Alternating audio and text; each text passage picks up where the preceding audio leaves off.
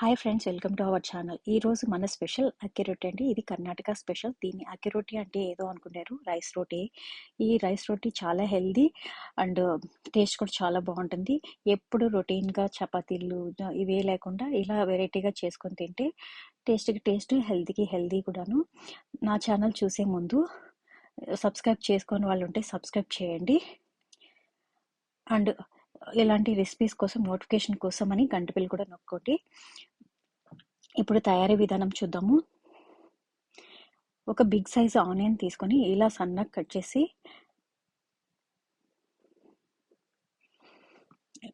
ఇలా ఒక బౌల్లో యాడ్ చేసుకోవాలి.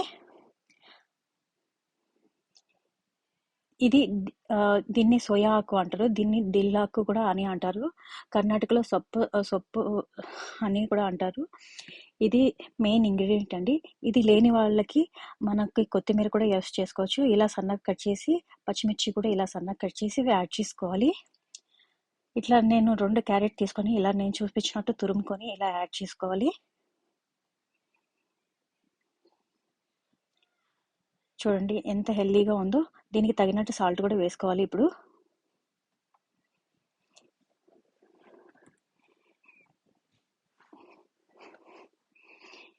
ఇప్పుడు దీనికి తగినంత రైస్ ఫ్లోర్ యాడ్ చేసుకోవాలి. మన క్వాంటిటీకి తగ్గట్టు రైస్ ఫ్లోర్ యాడ్ చేసుకోవాలి. ఈ ఆకు గురించి చాలా మంచి బెనిఫిట్స్ ఉన్నాయండి. చాలా మంచిది తినడం కూడా. ఈ ఆకు షుగర్ కంట్రోల్ కూడా చేస్తుంది. ఇలా మిక్స్ చేసుకోవాలి రైస్ ఫ్లోర్ వేసుకొని. ఇప్పుడు హాట్ వాటర్ బాయిల్ చేసుకోవాలి. మనం చెయ్యి పెట్టకుండా ఇలా ఒక స్పూన్ తీసుకొని ఇలా మిక్స్ చేసుకోవాలి. తగినట్లు కొంచెం కొంచెం వాటర్ యాడ్ చేసుకుంటూ ఇలా మిక్స్ చేసుకోవాలి. మరీ వాటరీ కాకూడదు, అలాగని డ్రై అవ్వకూడదు. ఇదే మెయిన్ ప్రాసెస్. ఇలా చూపించినట్టు గట్టిగాను లేకుండా లూజ్గా కాకుండా ఇలా చూపించినట్టు వేసుకోవాలి. ఇలా కలిపి పక్కన పెట్టుకోవాలి. ఒక క్యాప్ పెట్టేసి ఒక 5 to 10 minutes వరకు.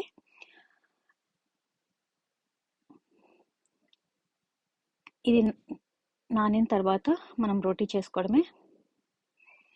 ఇలా చేతితో తట్టుకోవడం కష్టంగా ఉండింది అనుకో, దీనిపైన ఇంకొక కవర్ వేసి చూడండి, చాలా ఈజీ కదా. ఇప్పుడు ఇది ఇలా చేయడం వల్ల పలసంగా కూడా వస్తుంది.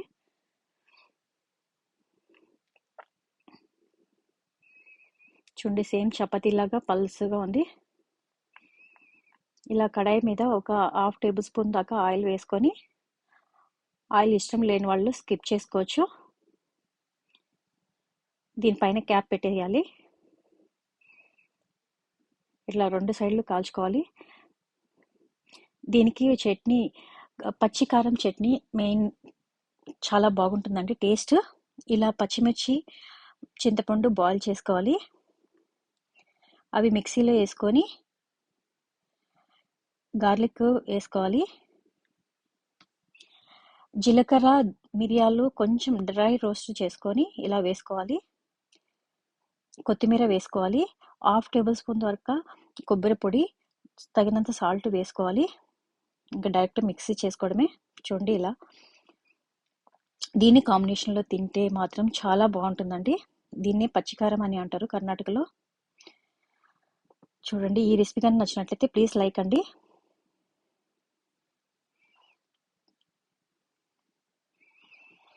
చూడండి, చాలా మంచి tasty recipe and healthy recipe. Thank you for watching.